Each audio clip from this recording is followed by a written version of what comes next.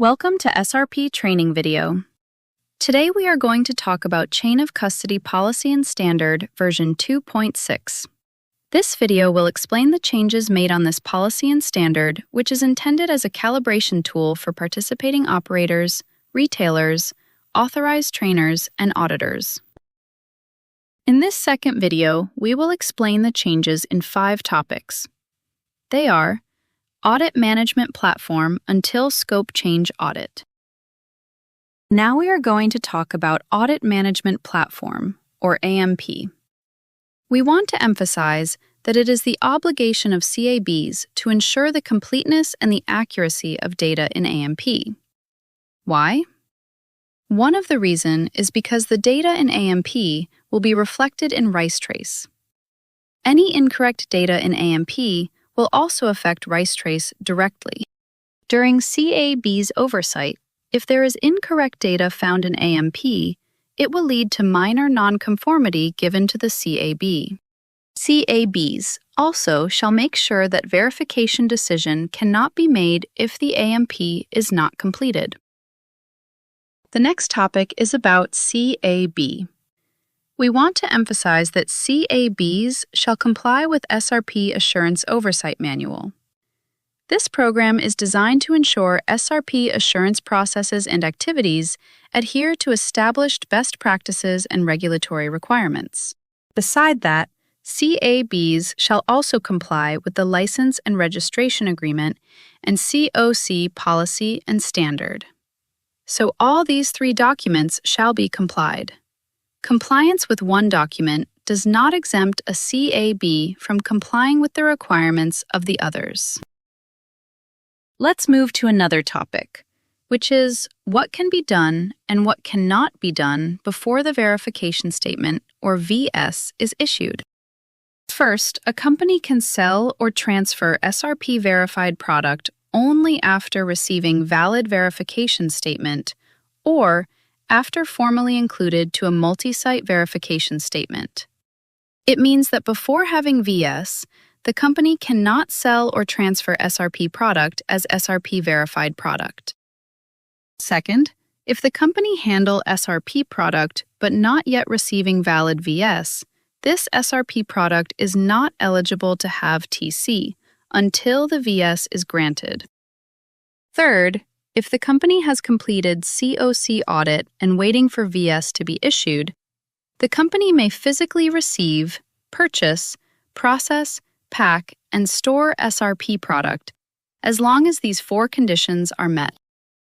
The conditions are no major NC during the audit, not making, transferring, or substantiating SRP claims, not selling or transferring SRP rice as SRP verified rice, and the SRP rice is segregated, recorded, and subject to verification once the VS is issued.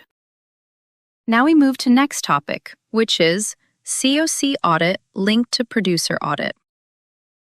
Producer Audit means audit in farm or farmer group.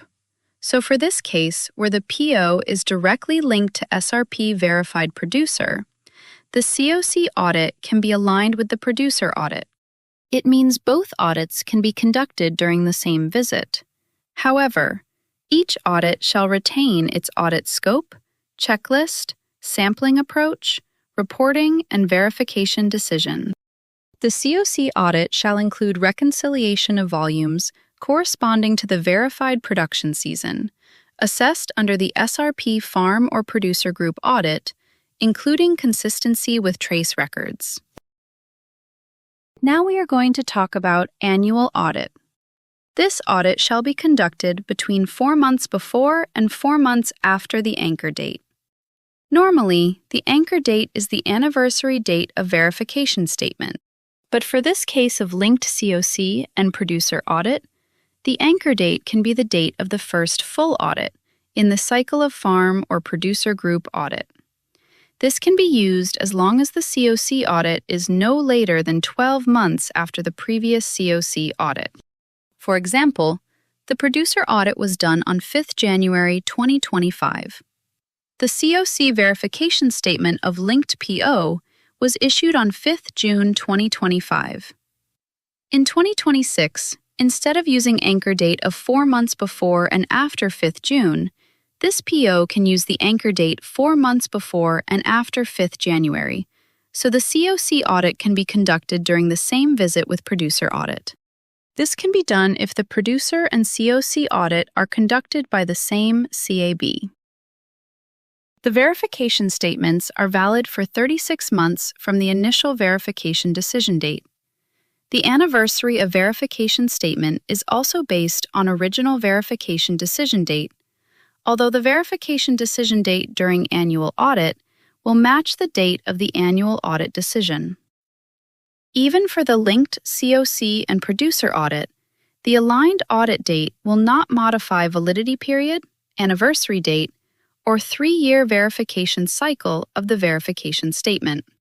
If we use previous example, the verification statement of a PO was issued on 5 June 2025. On 2026, the annual audit was conducted on January, and the decision was made on February. It did not change the anniversary of the verification statement on 5 June and will be valid for 3 years until 4 June 2028. Now we move to Scope Change Audit.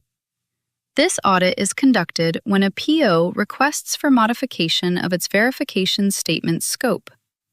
It can be site addition or removal, changes in activities, changes in CoC model, or any other changes affecting the scope. It may be conducted at any time during the verification cycle, focus on the elements of CoC system affected by the changes, and it evaluates the applicable requirement to those elements. Once completed, CAB will issue the updated verification statement, but this will not reset the 3 years verification cycle. This is the end of the second video about CoC version 2.6.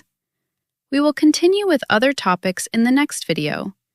If you have any question, please do not hesitate to contact us through assurance@srpglobal.org. Thank you for watching.